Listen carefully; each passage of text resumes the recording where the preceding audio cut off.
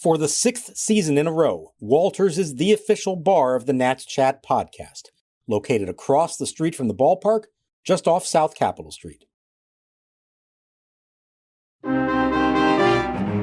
Bailey rocks, kicks, steals. The pitch swung on. House hits in the right field. Harper going back, watching. It's going. And it is long gone. A home run the opposite way for Brady House. Deep into the seats and straightaway right field. An opposite field home run. And he has tied this game. Here in the top of the 7th inning, it's now the Nationals 2 and the Phillies 2. Now the pitch. Swinging a drive, straightaway center and deep. Hill going back to the warning track at the wall. He leaps. It's off the wall. Caroms along the warning track. This could be an inside the park home run. 2 runs have scored. Abrams heading for third. He's going to be held, though, as Harper picks it up and fires it in. It's a 2-run triple, and the Nationals lead 6-4. Again, Mikolas squaring around. And the pitch. And it's bunted to the first baseman. Abrams rakes the plate. The throw by Ball. The slide. The tag. He's safe. And Mikolas reaches first base. It's an RBI bunt from Miles Mikolas. And the Nationals lead 7-4. The Nationals bench is going crazy. Miles Mikolas drops down a perfect bunt to the first baseman. Ball. His throw home was too late. And the Nationals add to their lead. What a ball game. You know, it's one of those things like you would like to get in there, but you just want to win without having to get in there. Like, because if a pitcher gets in there, you know that the game has gotten weird or in extras or, you know, something unconventional has happened at this point. But I was excited, you know, and you know, all baseball players are excited to get in the game any way they can. And welcome to Nats Chat. I'm Al Galdi, host of the Al Galdi podcast. I'm joined by Washington Nationals insider Mark Zuckerman of NatsJournal.com. He is at Citizens Bank Park in Philadelphia. It is over. It is done. It being the Washington Nationals 7-game losing streak, a 10-4, 11-inning win at the Philadelphia Phillies on Wednesday night in Game 3 of a 4-game series and in a bonkers game. Why do the Nats and Phillies seemingly always play crazy games? This was a game in which the Nats blew a 3-2 7th-inning lead and blew a 4-3 10th-inning lead. The Nats scored 6 runs in the top of the 11th. The start of the game was delayed for 25 minutes due to rain. The game lasted for 3 hours and 40 minutes. A long night, but ultimately a win.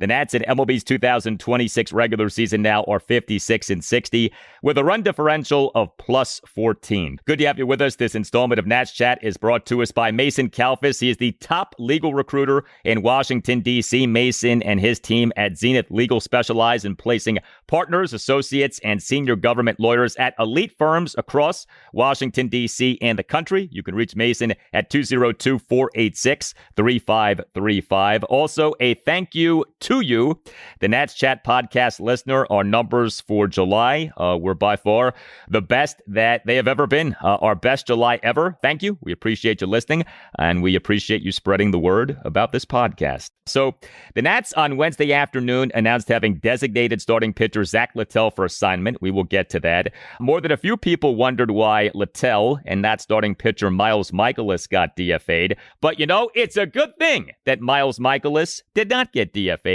because the highlight of Wednesday night by far was the Nats in their 6-run 11th having starting pitcher Miles Mikolas in his age 37 season pinch hit because the Nats had used all of their reserve position players and had subbed out the DH. But Mikolas put down a great RBI sac bunt to score C.J. Abrams from third base for a 7-4 Nats lead. Mark, is it wrong to call that one of the best moments of this Nats season?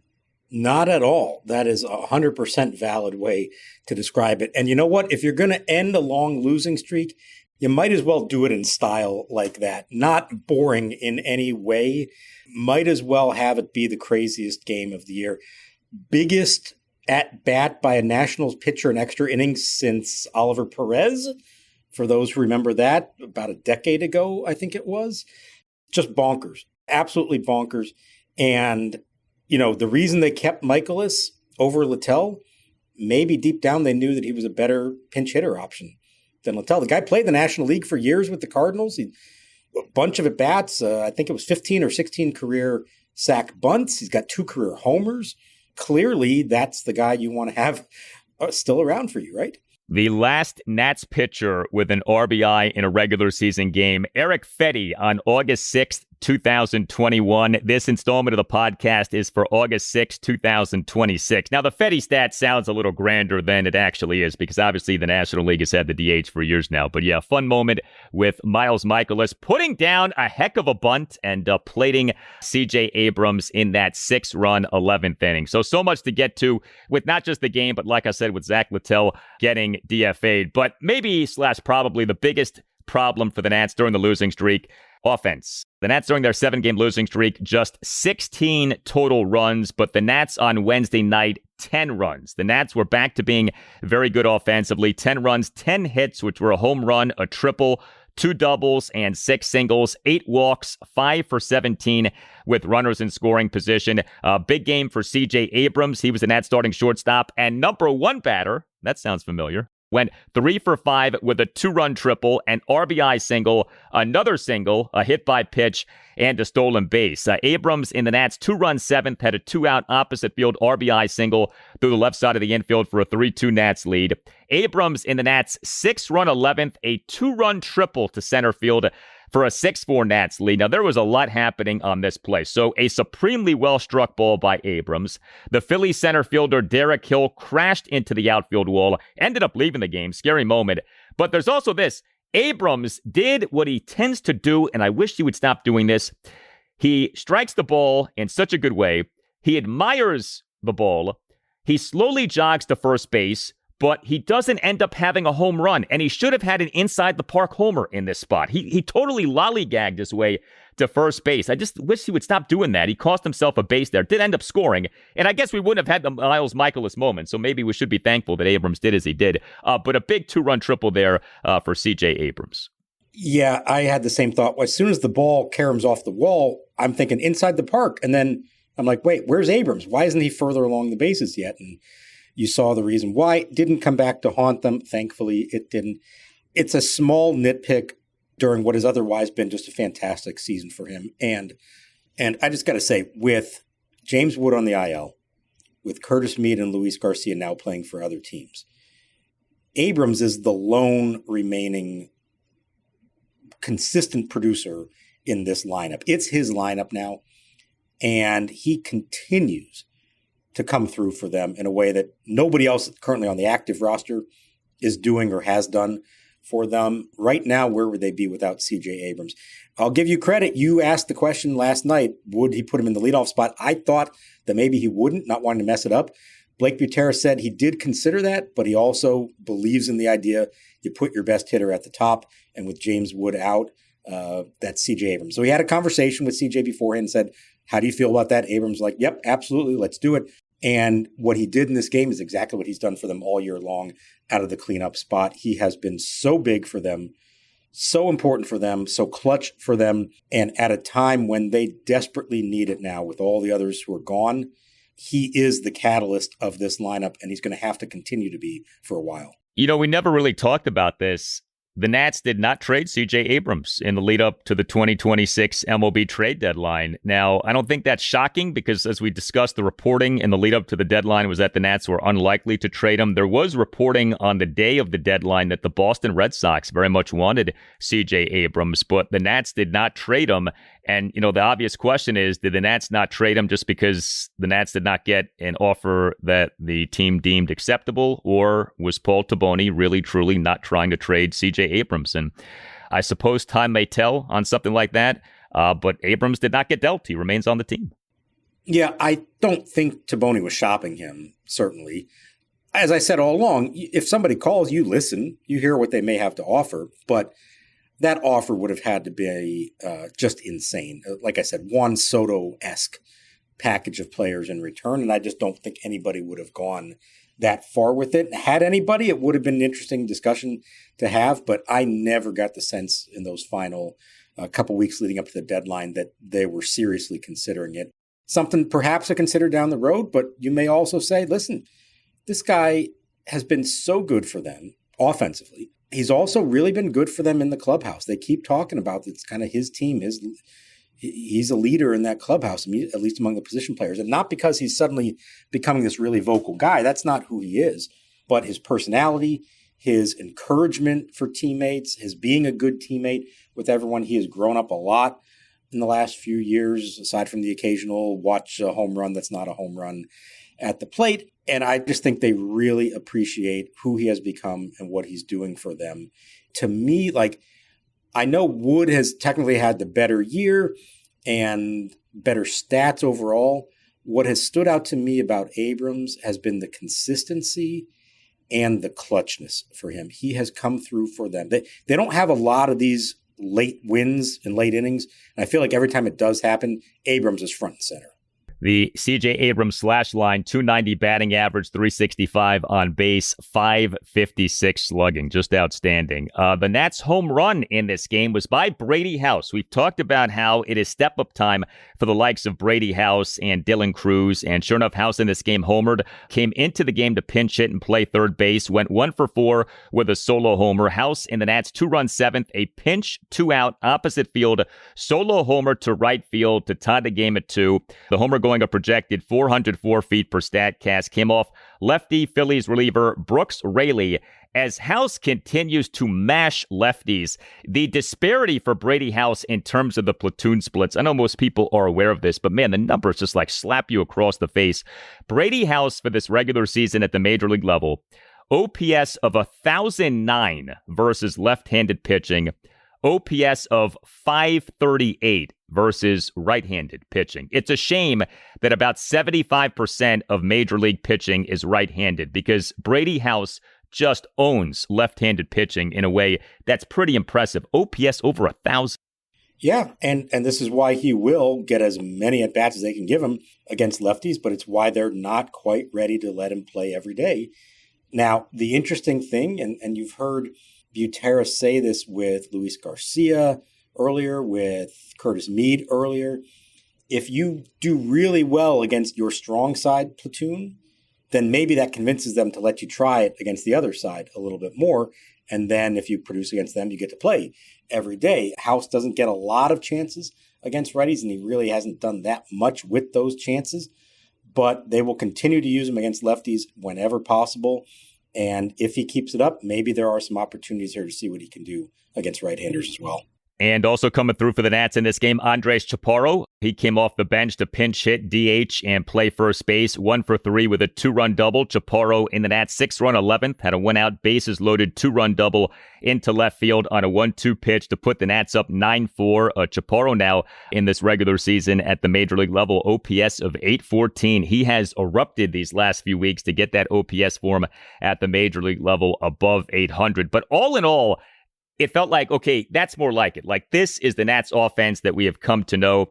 You know, the Nats blow the 2 leads in this game, score a run in the top of the first, 2 runs in the top of the 7th, a run in the top of the 10th, 6 runs in the top of the 11th. Now, I know what they did in the top of the 11th ends up padding some of the final numbers offensively, so we should acknowledge that. But, you know, ultimately, what you score is what you score, and really good to see this offense hopefully get on track with what was done here in this game.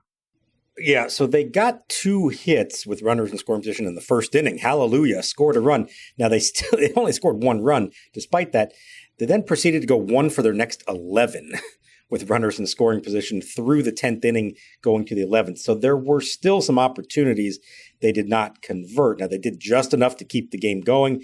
And then obviously once you get to the 11th, that's when they broke out, and good for them for finally doing that. And maybe that'll help relax everyone as they move forward better, but there's still work to be done in that department. And it's going to have to come from guys who we don't always, think of as the key members of this lineup. I mean, you look at who they had in there. The bottom half of your lineup is Tena, Nunez, Bibas, and Young.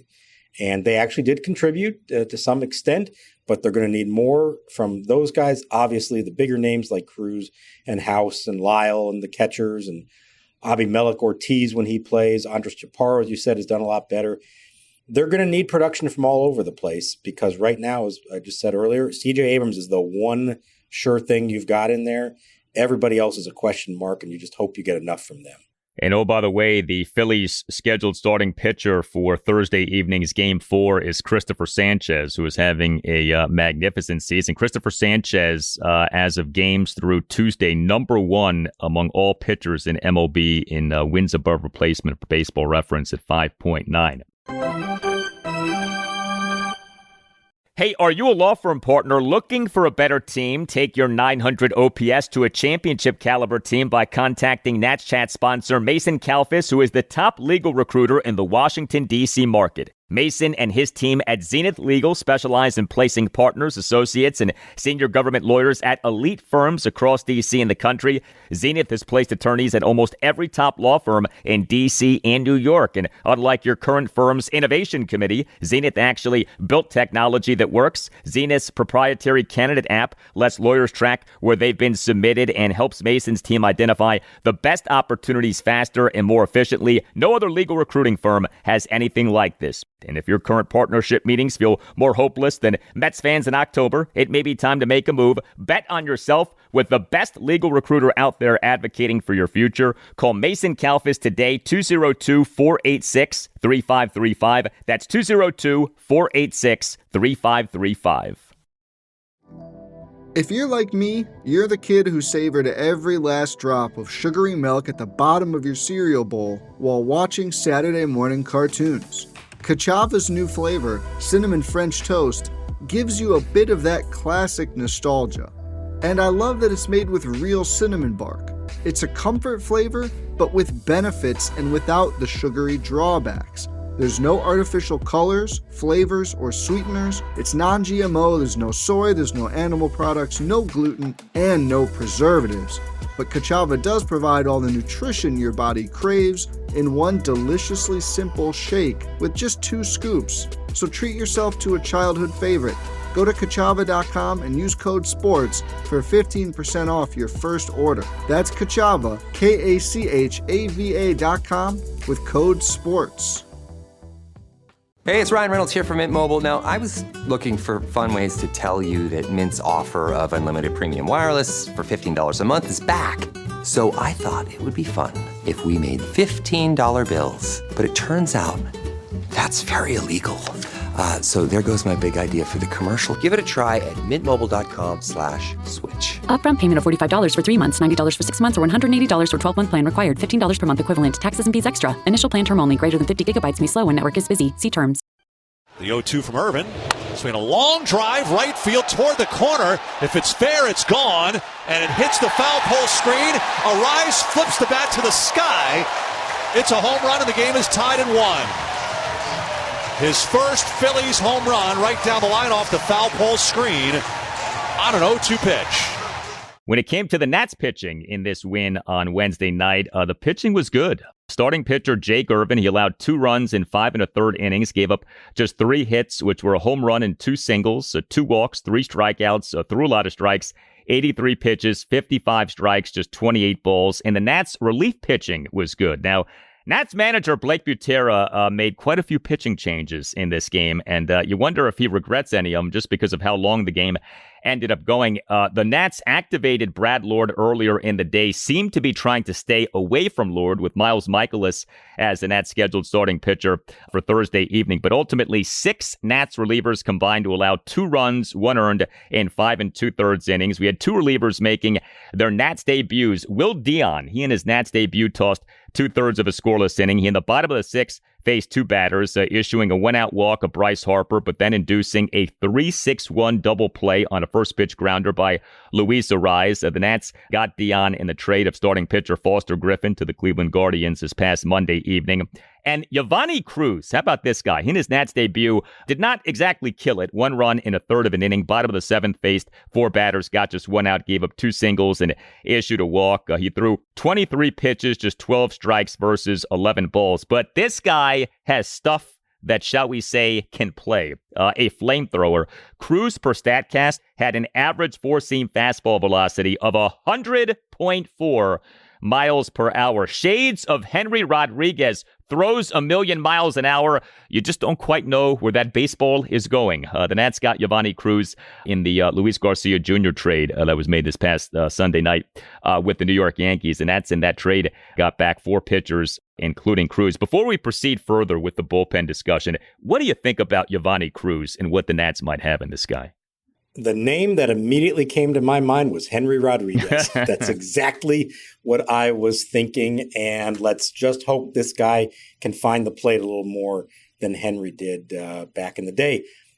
of course, your eyes open wide when you see 100, 101 at least once, maybe multiple times. And the slider might be the better pitch. I mean, that thing is throwing about 90 miles an hour with some bite, but he's got to locate it. Obviously, he comes in and he walks the first batter he faces. Both of the two new pitchers in their Nationals debut walked the first hitter they faced. Huge no-no. Got to get over that. I'll grant that there's probably some nerves. It's not his major league debut, but he's only pitched a couple of times for the Yankees, and he was being thrown into a big spot in a tough ballpark and all that kind of stuff. I want to see more of him, of course. They just have not had very many guys like that with that kind of stuff. But as we know, as a certain former general manager said, I don't care how hard you throw ball four. He threw ball four 100 miles an hour in this game. Let's throw some strikes, and if he can command that stuff, he's going to have a chance to be very good for them. Got to coach him up for sure, but this is what the Nats need in terms of relief pitching. Guys with velo, guys with swing and miss stuff, guys who can generate strikeouts, and hopefully Yovanny Cruz can be such a guy. So we had Dion and Cruz. Some really good work by Tom Cosgrove and Orlando Revolta. Cosgrove 1 1/3 scoreless, hitless, and walkless innings, with the only blemish being a hit by pitch. Revolta tossed 1 1/3 scoreless and hitless innings. So huge props to those guys. It really came through. Clayton Beeter allowed 1 run unearned in 1 inning. Bottom of the 10th allowed an unearned run in giving up a 1-out RBI sac fly by Trey Turner to tie the game at 4. And the nature of this sac fly was something. Right fielder Dylan Cruz on the fly out. An excellent diving catch as Cruz slid toward the sidewall, preventing an extra base hit. What a play that was by Dylan Cruz. And also in that inning, catcher Harry Ford throwing out Bryce Harper on an attempted steal of second base for the 3rd out to keep the game tied at 4. And, you look back on what went down in that inning, especially the Cruz play. If that's an extra base hit, who knows what we're talking about right now. What a play by Dylan Cruz. Game-saving play by him, no doubt, and it kind of got lost in the shuffle a little bit, but it should not. Fantastic play. That's Trey Turner at the plate. Now, it brings home the tying run. If Cruz dives for it and the ball gets past him, unlike C.J. Abrams, Trey Turner may go all the way, and that's an inside-the-park game-winning homer. It was that close to something like that happening. So a superb play by Cruz to make that catch down the line, and that caught stealing critical as well, because the inning starts with the automatic runner on second, Derek Hill, and Clayton Beeter basically just let him steal third.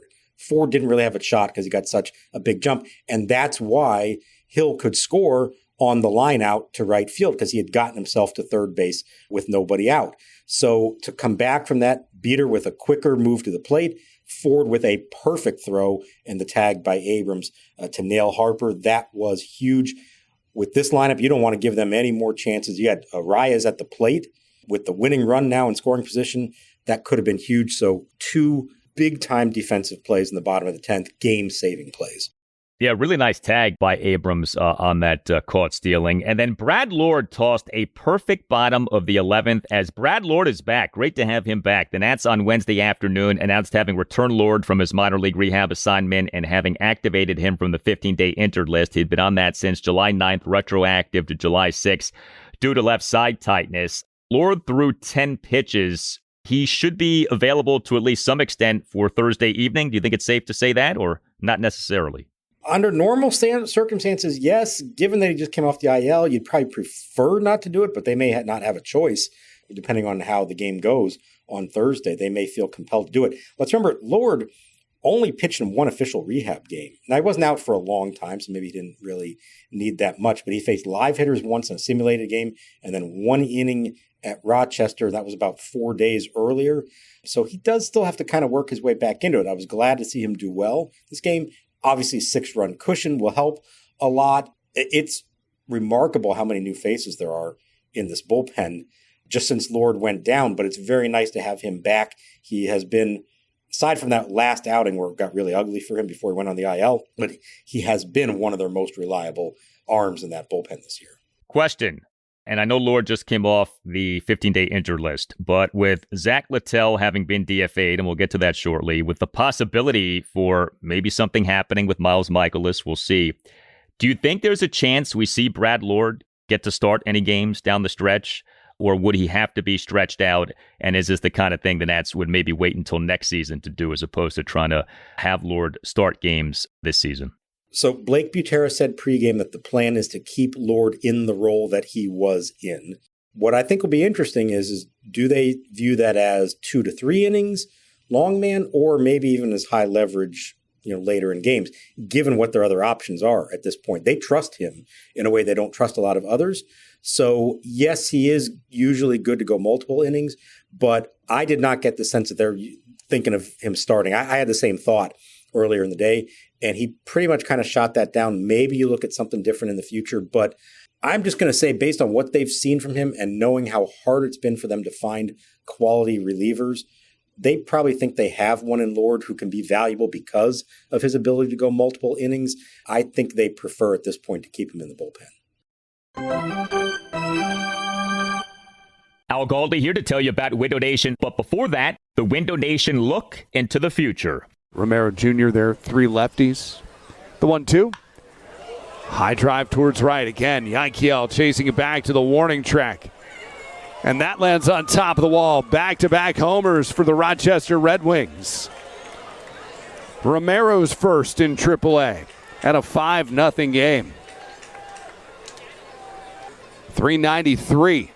100 off the bat for Romero. Hey, Al Galdi here for Window Nation. If you're using chat to research your next home improvement project, forget the prompts. We've got all the details on a company that you can trust. For replacement windows and doors without the hassle, just look up Window Nation. Window Nation is the real deal. Homeowners across the country love the one-day installation process, especially since Window Nation installers leave your home cleaner than when they started. And this month, you can get 50% off all window styles, plus 0 down, 0 interest, and no payments for 2 years. That's a lot of savings on top of quality windows and doors. 866-90NATION or windownation.com, and tell Window Nation that you want the deal that you heard about from Al Galdi on the Nats Chat podcast.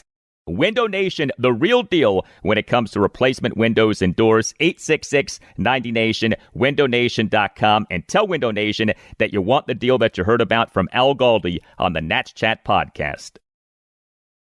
If your business runs on 5 different apps, 12 browser tabs, and 1 spreadsheet that everyone's afraid to touch, it's probably time for Odoo.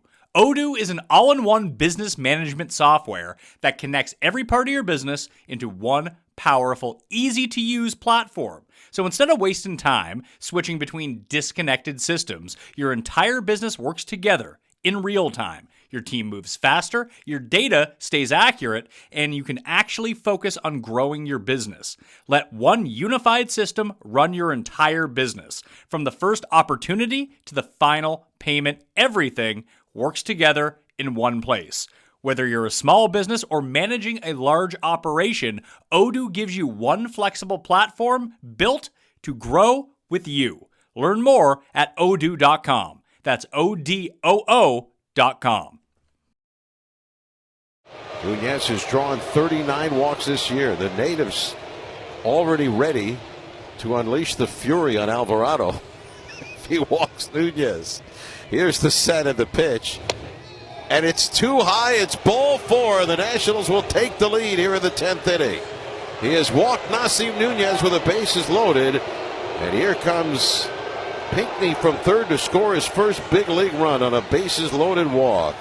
All right, the Zack Littell move. So this was really interesting. The corresponding roster move to Brad Lord being reinstated from the 15-day injured list was the Nats announcing having designated starting pitcher Zack Littell for assignment. And this is a notable move on multiple fronts. Number one, this is a move that does suggest that the Nats now are shifting the focus to next season and beyond. And this was something that Mark brought up on the last installment of the podcast. And this makes total sense. And especially, now with the Nats being, analytically inclined and forward thinking, like this is the kind of thing the team should be doing if, in fact, internally the focus is on 2027 and beyond. But there's another aspect of the Nats DFA'ing Zack Littell that is impossible to ignore if you are a Nats fan. This is a move that costs some money. And you wonder what this might say about Nats ownership, the Lerner Group, in terms of allowing the president of baseball operations, Paul Taboni, to do as he sees fit regardless of cost, at least within reason. I mean, obviously, you're not just going to give Taboni carte blanche to do as he pleases, but this idea of, you're not watching every dollar when it comes to Taboni doing as he sees fit, as he sees as what is best for Nats baseball operations. The Nats, this past March 10th, the Nats having signed Littell as a free agent to a one-year contract with a mutual option for the 2027 season. The contract, per reports, featured $3 million for this season and then a mutual option of $12 million for the 2027 season with a $4 million buyout. So he was guaranteed $7 million. The Nats are eating some decent money. So there's a lot to process here with the Nats DFA'ing Zack Littell. What do you take away from the Nats doing this? I'm going to say I was not all that shocked by it. And I don't know how to explain this, but listening to Littell talk after he pitched on Tuesday night, he didn't say anything that tipped it off, but it almost felt to me a little bit as he was talking very eloquently about the team and about their desire to stick together and to, every team's going to have to go through a losing streak, and it doesn't mean the season's over. And it's important for everybody to bond together and play out the season because you never know what might happen. There's still so much baseball to be played. I know it feels like the sky's falling a little bit right now. The changes we were talking about with Woody with the deadline. I don't know what it was, but something about that struck me as he kind of sounds like he's talking like he's not going to be here much longer. Now, I don't know if he knew it then or if he didn't find out until the next day when he got to the ballpark. He was at the ballpark, so it's not like this was a move that, they may have made the decision Tuesday night, but I don't think he knew because he was right back at the ballpark on Wednesday afternoon, saying his goodbyes and everything like that. As I discussed the night before, I think a really big thing to watch with this new front office versus the old one, once they got past the trade deadline, once it kind of became clear that they're not really in the race the same way they were before, are they willing to move on from these veterans that they signed that things just didn't work out and now say we're going to go with younger options? And that is absolutely the message that this one move sends, but it's also the sense I'm getting just from talking to them in the last few days. I know this win was great and it's going to boost everyone's spirits, but had they not won the game like that or had they lost the game, the angle I was planning to write about on Nats Journal was that they are now fully prepared to move on to the future. And I think Littell was just the first of several more of these kind of moves that could be coming. And I think Miles Mikolas probably is on the list. And we had some fun with this idea of, well, why'd you keep him? Did they want him to pinch hit? Well, a couple things I'm just going to point out here. He's scheduled to start now on Thursday. He's the replacement for Foster Griffin because they shuffled around the rotation. So they did need him to at least start that game. Thursday also, believe it or not, is the day that Miles Mikolas will reach 10 years of service time as a major leaguer. That is a huge accomplishment, a huge thing for individuals. It's an honor, but it also is financially really important because you get the full pension from Major League Baseball when you reach 10 years. And I think all along there's been this understanding of it would be pretty cruel of them to release him just before that would happen. And here was the date coming up on the calendar. He's lined up to pitch on that date. I have no idea what's going to happen after the game on Thursday. Maybe it happens a little further on. Remember, we're still waiting for Connolly early to come off the IL, and he's still a few weeks away. So they may not be in a position yet to be able to make all these moves and adjust their rotation. But I do think that move is going to be coming here.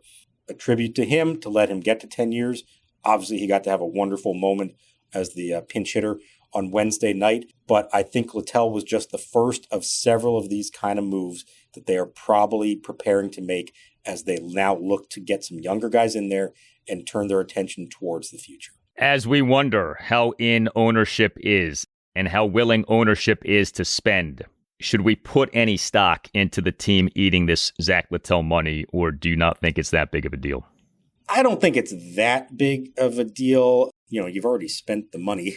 We didn't see them do this in the past, but we always kept with that caveat of they don't really have a great alternative waiting at AAA. And, they were in a better position this time to do that and may continue to be able to do that. Just so people understand the money, how this works. So Yeah, it's $3 million in salary and the $4 million buyout. Like, that was going to happen regardless, and the Nats would be on the hook for all that. In theory, if another team were to claim him off waivers now because he's been DFA'd, that other team would be responsible for the rest of his salary and the buyout at the end of the year. Do I think another team's going to do that? No, I do not.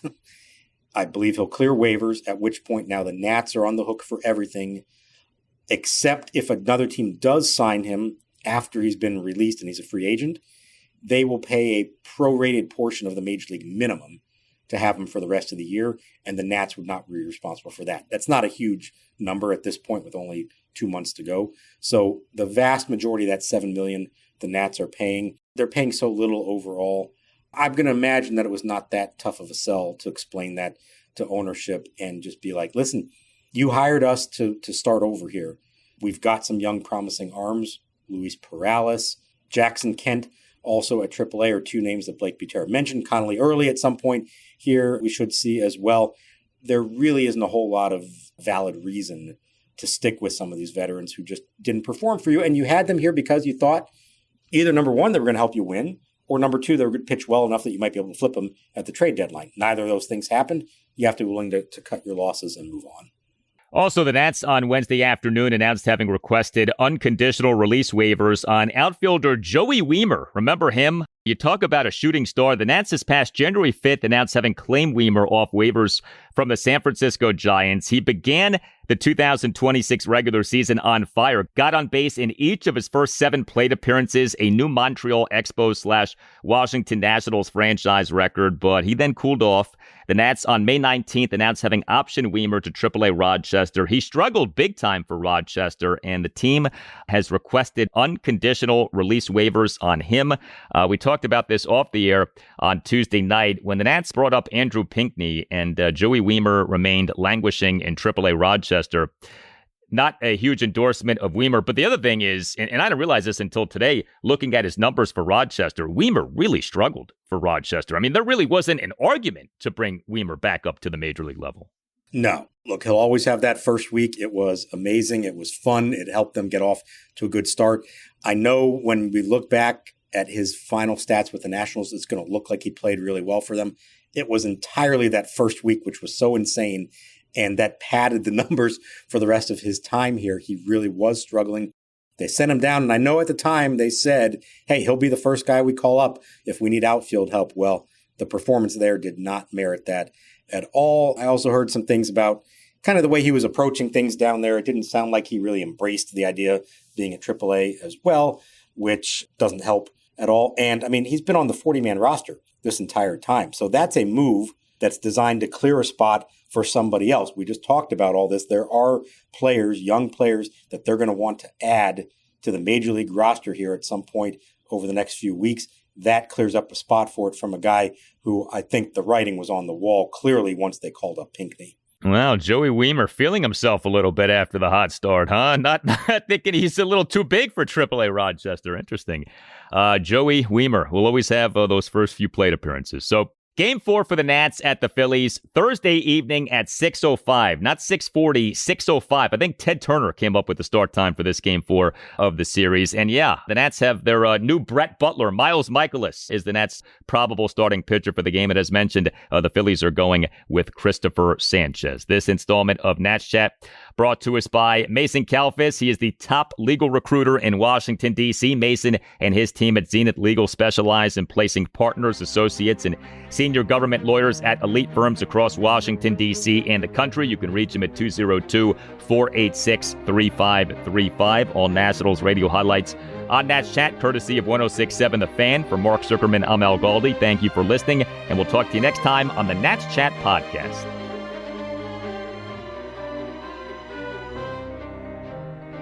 Imanaga delivers. Swing and a long drive left field. Happ going back, way back at the warning track, looking up, and it is gone. Goodbye. Bang, zoom goes Joey Wiemer. He has done it again. A 2-out, 3-run home run in the top of the first inning. A ball thrown back on the field from the bleachers as Wiemer crosses the plate. Greeted by Brady House, greeted by Dalen Lyle, greeted by C.J. Abrams. It's the Nationals 3 and the Cubs nothing.